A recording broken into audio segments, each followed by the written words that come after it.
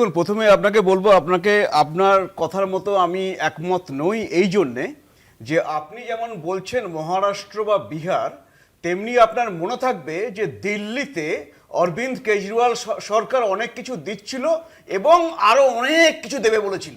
তারপরে তার সরকারের কি হয়েছে আপনারা দেখেছেন। তার মানে এর থেকে আপনি এটা বলতে পারেন যে একটা কোনো পার্টিকুলার ইস্যুতে বা পার্টিকুলার ভাতাতে নির্বাচন হয় না। এবার যদি বিহারের কথা বলেন, বিহারে যেটা বিজেপি সরকার করে যে মহিলাদের সশক্তিকরণ, তারা নিজের পায়ে দাঁড়াবে, তারা নিজে আয় করবে, তার সাথে যদি আপনি দেন সেটা ভালো। আজকে ডিএর কথা হচ্ছে, ডিএ বিজেপি শাসিত আমি তাতে আমরা বেশি করে দেবো, আরো আমরা বলছি তো সেটা কথা নয়। কথা হচ্ছে তার সাথে অন্যগুলো হচ্ছে কিনা। আজকে একজন মহিলা ভাতা পেলেন, তার বাড়িতে তার ছেলে বেকার, মেয়ে বেকার, স্বামী হয়তো কাজ হারিয়েছে, তো সেই ভাতাটাতে কি তার সংসার চলবে? তাহলে শুভেন্দু অধিকারী যেটা বলছেন আপনি তার সঙ্গে ভিন্ন মত।